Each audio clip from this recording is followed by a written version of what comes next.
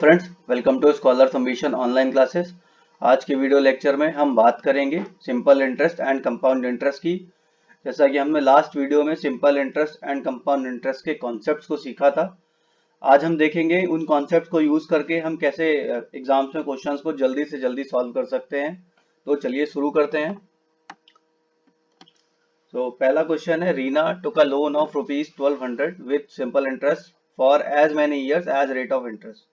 If she paid ₹432 as interest at the end of loan period, what was the rate of interest? कह रहा है कि रीना ने loan लिया है 1200 रुपए का। 1200 रुपए का लोन लिया और कितने समय के लिए लिया है ये हमें पता नहीं है, लेकिन जितने समय के लिए लिया है उतना ही हमारा रेट ऑफ इंटरेस्ट, उतना ही ब्याज दर है। ठीक है। और जो उसने ब्याज पे किया, जो सिंपल इंटरेस्ट पे किया, वो कितना किया? 432 रुपीज किया है। तो कह रहा है रेट ऑफ इंटरेस्ट क्या होगा। ठीक है। तो इस तरह पहले हमें डेटा कर देते हैं, हमें क्या क्या पता है। प्रिंसिपल हमें पता है 1200 रुपए, हमें सिंपल इंटरेस्ट पता है 432, हमें आर नहीं पता है, हमें टी नहीं पता है, लेकिन हमें क्या पता है? R is equal to T, यानी कि rate of interest is same as time period. तो हम इसको फॉर्मूले में रखते हैं, देखते हैं हमारा क्या था फॉर्मूला। सिंपल इंटरेस्ट का फॉर्मूला था पी आर टी अपॉन 100 था। ठीक है। तो ये आ गया 432, पी का हमें वैल्यू पता है 1200 हो गया, आर को मान लिया आर, एंड टी को भी हमने आर मान लिया, क्योंकि बताया गया है R is equal to T. ठीक है। ये यहाँ से सॉल्व करेंगे तो ये आ जाएगा 12 R square is equal to 432। R square आ जाएगा 432 अपॉन 12, उसको 12 से डिवाइड कर देंगे तो आ जाएगा 36 और आर इज इक्वल टू 6। तो ये हमारा आंसर हो गया 6%। तो एक बेसिक सवाल था। ठीक है, आगे बढ़ते हैं, अगला क्वेश्चन देखते हैं। कह रहा है find compound interest on ₹8,000 at 15% per annum for 2 years 4 month compounded annually. कह रहा है 8,000 रुपए पे 15% की ब्याज दर से 2 साल 4 महीने के लिए चक्रवृद्धि ब्याज कंपाउंड इंटरेस्ट क्या होगा। ठीक है। तो ये क्वेश्चंस कैसे करते हैं मैं आपको बताता हूँ। ठीक है, पहले इसमें देखते हैं हमें पता क्या है। प्रिंसिपल पता है 8,000 रुपए। ठीक है। रेट पता है 15%, टाइम पीरियड पता है हमें 2 years 4 month। ठीक है। तो दोस्तों, जैसे लास्ट वीडियो में मैंने आपको बताया था, जो कंपाउंड इंटरेस्ट होता है उसमें हम इंटरेस्ट पे भी इंटरेस्ट कैलकुलेट करते हैं। ठीक है। तो आप इस कॉन्सेप्ट को अप्लाई करते हैं और देखते हैं हम सॉल्व कैसे करेंगे।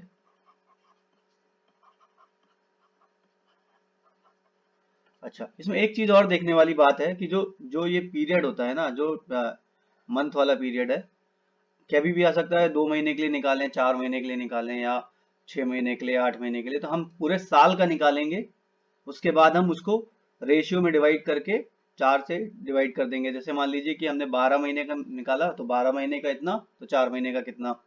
अगर 6 महीने दिया होता, 12 महीने का निकाल के फिर 6 महीने का डिवाइड कर देते। तो ये बताता हूँ आपको कैसे करेंगे। ठीक है।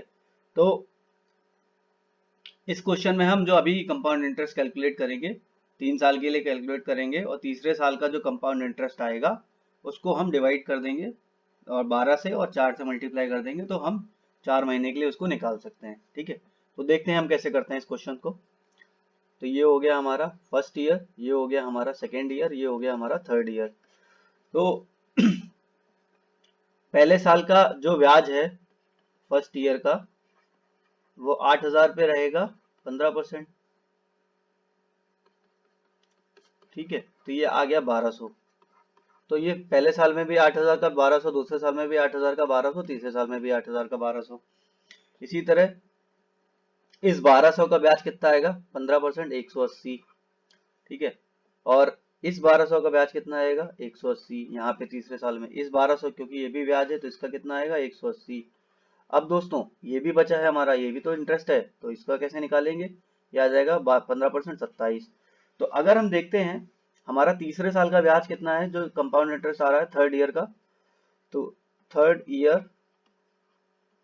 कंपाउंड इंटरेस्ट आ गया हमारा, इन सबको हम ऐड कर देंगे। ठीक है। 1200 प्लस 180 प्लस 180 प्लस 27, तो आ जाएगा, सॉरी, 1200 प्लस 360 प्लस 27। ठीक है। तो आ गया ये 1587। बट ये जो आया है 1587, ये कितने टाइम पीरियड के लिए आया है? 12 महीने के लिए आया है। तो हमें 4 महीने का निकालना है, हमें 4 महीने का निकालना है। तो 4 महीने के लिए क्या होगा, 12 से डिवाइड करेंगे और 4 से मल्टीप्लाई करेंगे तो आ जाएगा 529। तो ये 4 महीने का ब्याज है। तो टोटल ब्याज हमारा कितना हो गया, टोटल ब्याज हो गया, इसको जोड़ देंगे, इसको जोड़ देंगे और इसको जोड़ देंगे, ठीक है। तो टोटल ब्याज हो गया, कंपाउंड इंटरेस्ट कितना आ गया, 1200 प्लस 1200 प्लस 180 प्लस 4 महीने का कितना आया था यहाँ पे 529, तो ये आ जाएगा 3109, ठीक है। सेम कॉन्सेप्ट को अभी हम और जगह भी अप्लाई करेंगे, तो इसके हम इस कॉन्सेप्ट को यूज करना हम सीख जाएंगे। तो इस तरह के क्वेश्चंस को हम ऐसे सॉल्व करते हैं। अगर यहाँ पे 4 महीने की जगह 6 महीने दिया होता तो हम उसको 12 से डिवाइड करके 6 से मल्टीप्लाई कर देते। तो कंपाउंड इंटरेस्ट और सिंपल इंटरेस्ट के जो क्वेश्चन है वो बहुत ही सिंपल होते हैं, लेकिन एग्जाम में हमें जो मैटर करता है वो होता है कि कितने कम से कम समय में हम क्वेश्चंस को सही सॉल्व करें। कम समय में 100% एक्यूरेसी रखेंगे तभी हम एग्जाम्स में स्कोर अच्छा कर पाएंगे। क्योंकि अगर कॉन्सेप्ट और फॉर्मूला लगाते रहेंगे तो हमारा टाइम टेकिंग प्रोसेस रहेगा और एग्जाम में हम बहुत पीछे निकल जाएंगे, क्योंकि लगभग हर आदमी को वो सारे कॉन्सेप्ट पता होते हैं और उसको कितने कम समय में सही तरीके से इस्तेमाल करते हैं उसको जानना ही हमारे लिए बहुत जरूरी है। अगला क्वेश्चन करते हैं, find the compound interest at on ₹16,000 at 20% per annum for 9 months, ठीक है, कंपाउंडेड क्वार्टरली। तो मैंने क्या बताया इसमें कि क्या बताया कि 16,000 रुपए प्रिंसिपल है, उसके ऊपर हमें ब्याज निकालना है। ब्याज दर दी हुई है R, 20% दी हुई है पर एनम, ठीक है, ये पर एनम है। और कंपाउंडेड क्या कह रहा है, क्वार्टरली, यानी कि हम 4 से डिवाइड कर देंगे तो एक क्वार्टर की आ जाएगी, ठीक है। तो ये 4 से डिवाइड कर देंगे तो न्यू R कितनी आ जाएगी, 5% आ जाएगी, क्वार्टरली हो जाएगा ये,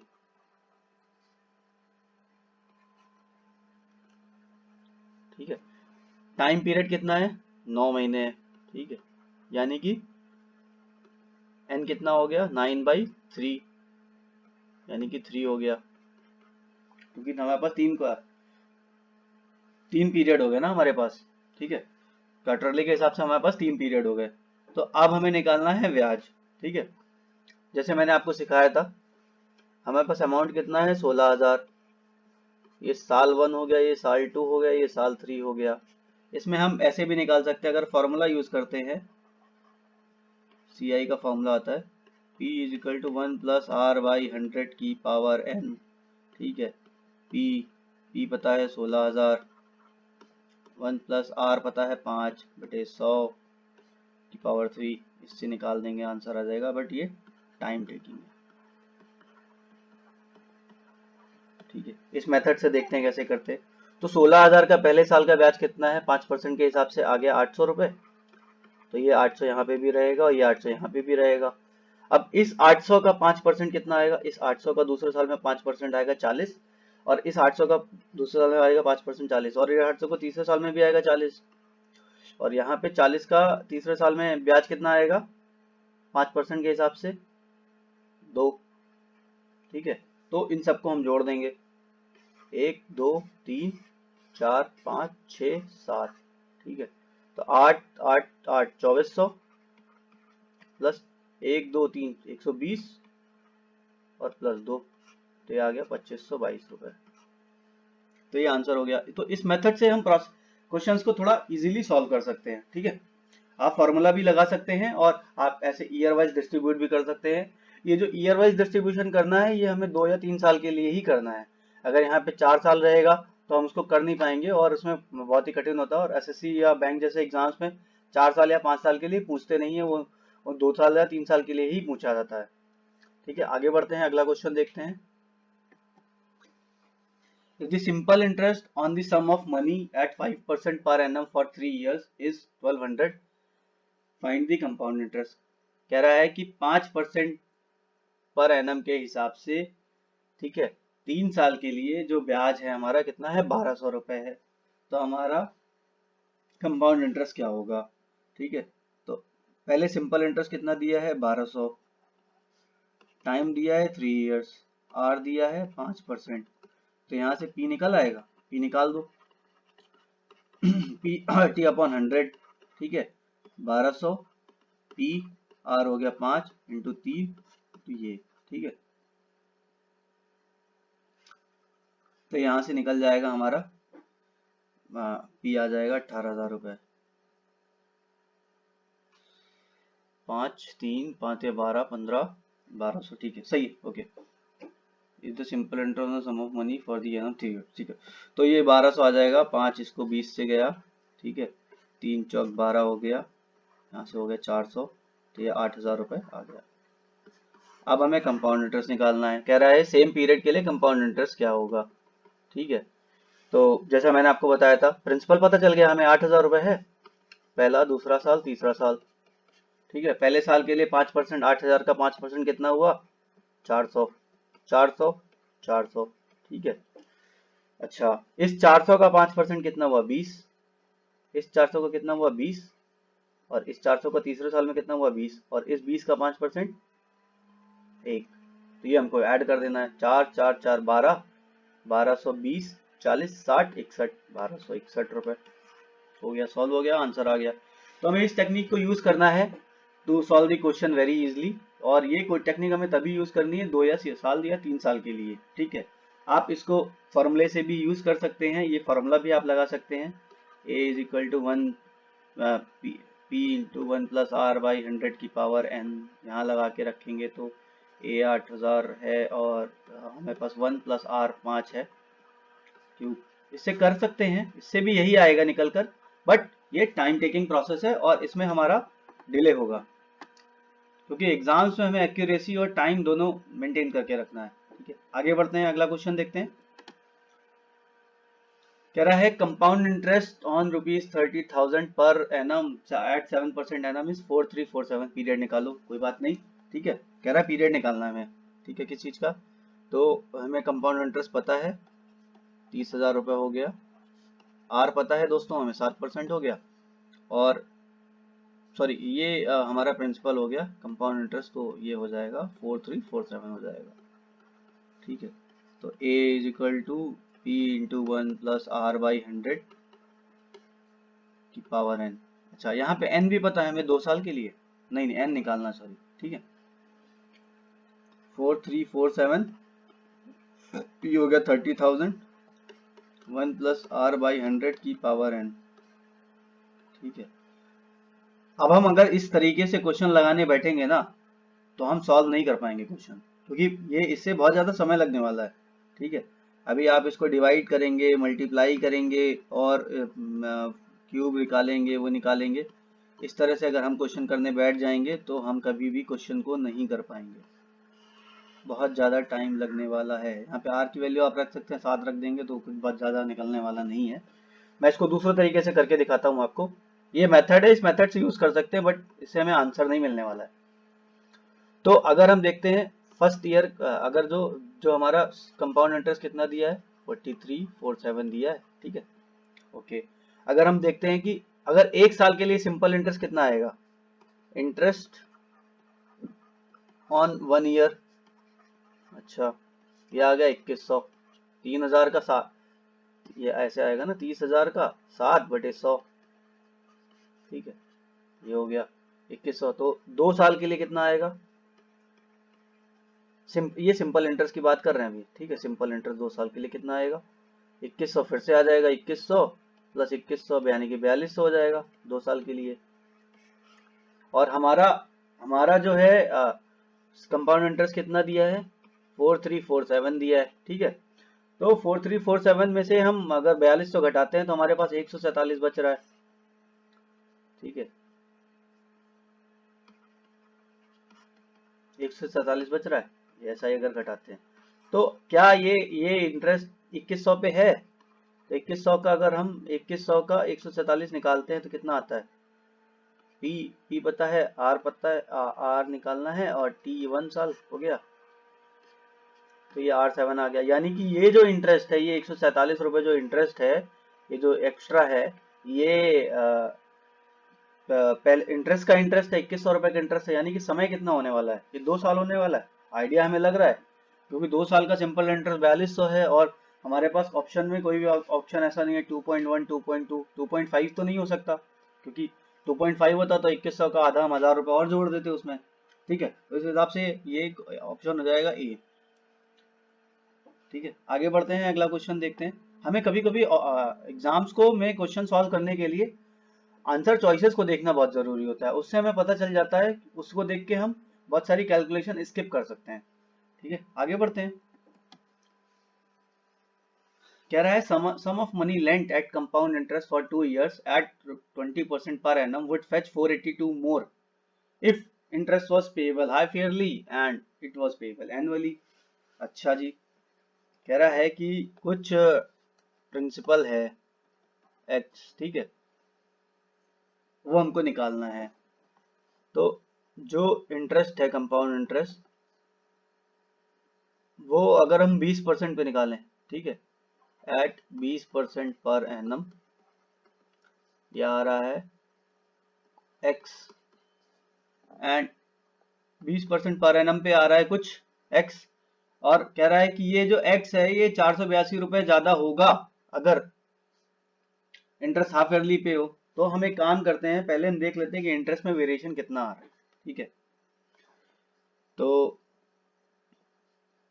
पहले हमारा CI1 जो है हम निकालेंगे एट 20% पर एनम, और CI2 निकालेंगे हम एट CI2 निकालेंगे at the rate 20% per annum payable half yearly, ठीक है। तो इसमें क्या है, R 20% है, टाइम 2 साल है। इसमें क्या है, पेएबल हाफ ईयरली हो गया, तो R1 कितना हो गया हमारा 20/2 जो गया 10%, और टाइम कितना हो गया 2 इंटू 2 डबल हो गया ना हाफ ईयरली के हिसाब से, तो 4 हो गया, ठीक है। कोई बात नहीं, करेंगे, इसको सॉल्व करेंगे। कुछ नहीं करना, मैंने आपको जो मेथड बताया था a plus B plus AB upon 100 लगाना है, तो इससे इफेक्टिव रेट निकल के आ जाएगा 20 प्लस 20 इंटू 20 अपॉन 100 आ जाएगा 44%, ठीक है। अच्छा, अब यहाँ पे भाई ए बी कैसे लगाया जाए, क्योंकि टाइम 4 साल है, 4 हो गया ना, तो हम क्या करेंगे, डिवाइड कर लेंगे, ठीक है।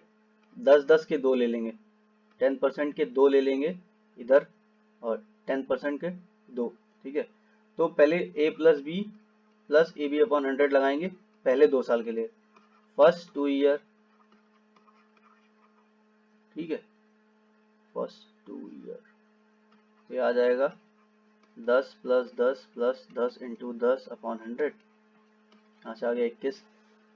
फिर लास्ट 2 ईयर्स के लगाएंगे, ये फिर से आ जाएगा 21। फिर इसका और इसका ए बी लगा देंगे, ए बी अपॉन 100 फॉर 21, ठीक है। तो ये आ जाएगा 21 प्लस 21 प्लस 21 इंटू 21 अपॉन 100, तो वहां से आ जाएगा हमारा 42 प्लस 441 अपॉन 100 आ जाएगा 46.41, ठीक है। तो डेल्टा कितना आया जी, कह रहा है जगह नहीं बची यार ये तो, ठीक है। कह रहा है कि जो डेल्टा था इसको अगर इससे माइनस कर रहे हैं तो हमारा कितना आ रहा है 482 आ रहा है। कह रहा है जब इस मेथड से निकालते हैं जो CI2 है वो ज्यादा है, कितना ज्यादा है 482 रुपए CI1 से, अगर हम 20% पर एनम से कर लेते हैं या 10% के हिसाब से चार पीरियड के लिए कर लेते हैं, ठीक है। तो ये परसेंटेज में कितना आया अंतर, 46.41 यहाँ से आता है, 44 यहाँ से आता है, तो ये हो गया 2.41 हो गया यहाँ पे। 2.41% इज 482, तो 1% इज 200, एंड 100% हमको निकालना है, यानी कि 20,000 हो गया। तो ये हो गया हमारा 20,000। तो इस तरह के क्वेश्चंस को करने के लिए हमको क्या करना है, हमको कोई फॉर्मूला याद करने की जरूरत नहीं, कोई रट्टाफिकेशन नहीं करना है, हमें सिंपल कॉन्सेप्ट्स को सीखना है। हमें अपना सक्सेसिव मेथड चेंज वाला ए बी वाला फॉर्मूला लगाना है, जो मैंने आपको परसेंटेज में भी पढ़ाया था, ठीक है। ये फॉर्मूला लगाना है, ये फॉर्मूला लगाना है। अगर 3 साल के लिए दिया है, मान लो 1 2 3 4, जैसे इसमें 4 टर्म का था तो पहले 2 का निकाला, दूसरे 2 का निकाला और इनका ये भी कर दिया, ठीक है। अगर 3 साल होता मान लो, 1 2 3 होता तो पहले 2 का निकालते इसका, तो इसका निकालते और इसका इसके साथ में ये भी कर देते, ठीक है। अगर 5 होता, ठीक है, तो 5 होता तो 5 के लिए भी ऐसे ही कर देते, पहले 2 का कर देते, दूसरे को कर देते, इसका ए भी कर देते, इसको अलग से कर देते, फिर इसके साथ ए भी कर देते। तो ये ए बी मेथड हमारा बहुत ही यूजफुल है, इसको हमें देखना है और प्रैक्टिस कर करके यूज करना है, ठीक है। आगे बढ़ते हैं, अगला क्वेश्चन देखते हैं, ठीक है। Same method, same same question, same A B method जो हमने लास्ट में सीखा था, उसी का कॉन्सेप्ट एप्लीकेशन है। तो कह रहा है कि कंपाउंड इंटरेस्ट 10,000 रुपए पे कितना होगा, ठीक है भाई, 10,000 रुपए पे कितना होगा। अगर हमारा रेट ऑफ इंटरेस्ट 4% है पर एनम, टाइम 2 साल है, बट इसमें कंडीशन इसने लगा दी कि भाई हाफ ईयरली आपको लगाना है हिसाब, ठीक है। तो एक तो हम फॉर्मूला कर सकते हैं, फॉर्मूले के लिए मैंने आपको क्या बताया था, a is equal to P into 1 plus R by 100 की पावर n, तो r हो जाएगा r by 2, compounded half yearly हो जाएगा, r हो जाएगा 1 प्लस 4 बाई 2 इंटू 100, n हो जाएगा 2n, 2 इंटू 2 4, तो यहाँ से आ जाएगा जी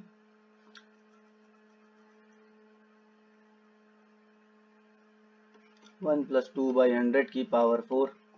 अब आप ऐसे लगाते रहिए, क्वेश्चन सॉल्व करते रहिए, और इससे कुछ निकलने वाला है नहीं, ठीक है, क्योंकि टाइम आपको लगेगा इसमें, और टाइम ही नहीं है, टाइम ही बचाना है हमें, कुछ नहीं। हमने क्या सीखा था, ए बी मेथड, 4 साल हैं, 1 2 3 4, मैंने क्या बताया था, पहले इसका ए बी निकाल लो, फिर इसका ए बी निकाल लो, फिर जो आएगा इसका ए बी निकाल लो, ठीक है। तो अब हमारा रेट ऑफ इंटरेस्ट क्या हो गया, आर हो गया आर बाई 2, 4/2, ये हो गया 2, तो जी हमारे पास 2% के 4 हो गए, 2%, 2%, 2%, 2%। पहला A B, first A B निकालते हैं, जो फर्स्ट ए बी आएगा A plus B plus A B upon 100, 2 plus 2 4 plus 2 into 2 4, 100, तो यहाँ से आ जाएगा जी 4.04, ठीक है, ओके। तो ये आ गया, यहाँ से भी 4.04 आ गया, इसका भी 4.04 आ गया, और इसका भी 4.04 आ गया, क्योंकि आइटम तो सेम है। 4.04 का फिर से हम भी कर देंगे इफेक्टिव रेट निकालने के लिए, तो इफेक्टिव रेट क्या आएगा, 4.04 प्लस 4.04 प्लस 4.04 इंटू 4.04 अपॉन 100, ठीक है, तो यहाँ से आ जाएगा 2 4, सही सही सही सही, ठीक है, 8.08 प्लस 0.165, तो आ जाएगा 8.24 पॉइंट समथिंग, ठीक है, 8.245 समथिंग। तो अब आपको इफेक्टिव रेट पता चल गया, आप इसको सीधे से निकाल दो, ब्याज कंपाउंड इंटरेस्ट कितना आएगा, 10,000 इंटू 8.24, तो ये आ जाएगा 824 पॉइंट समथिंग आ जाएगा 245।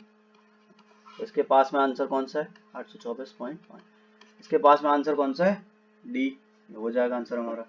तो हमें ए बी मेथड सीखना बहुत ज़रूरी है, और इसका एप्लीकेशन बहुत ज़रूरी है, तो इसलिए मैं आपसे रिक्वेस्ट करूंगा कि आप इस फॉर्मूले को बार बार प्रैक्टिस करते रहिए, और जितना प्रैक्टिस करेंगे उतना ही आप एग्जाम में जाके उसको जल्दी से जल्दी सॉल्व कर सकते हैं और अपने क्वेश्चंस को सही कर सकते हैं।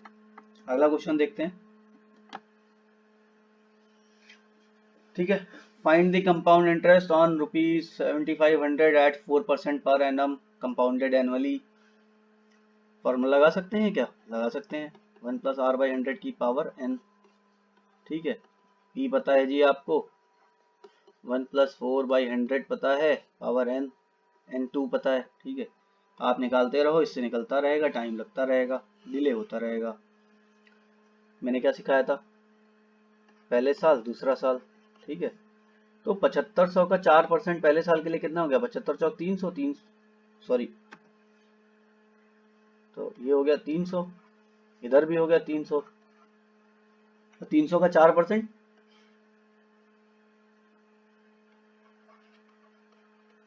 12, ठीक है। ये हो गया 7500 एट द रेट 4%, यहाँ हो गया 7500 एट द रेट 4%, ठीक है। तो आंसर कितना होगा 300 प्लस 300 प्लस 12 612। ठीक है, मेथड एक और मेथड देख लेते हैं, A B method. 4 plus 4 plus 4 into 4 upon 100, यहाँ से आ जाएगा 8.16। तो 8.16% ऑफ 7500 आ जाएगा 612 रुपये। ये टाइम टेकिंग है, ये फास्टेस्ट, ये सेकंड फास्टेस्ट, थर्ड फास्टेस्ट। तो तीनों मेथड मैंने आपको इसमें बता दिए, आप इसको तीनों मेथड से लगा सकते हैं, जो क्वेश्चन की कन्वीनियंस के हिसाब से आप इसको सॉल्व कर सकते हैं। बट ये सारी चीजें आपको आएंगी प्रैक्टिस से ही, और हमें प्रैक्टिस करते रहना है, क्वेश्चंस करते रहना है।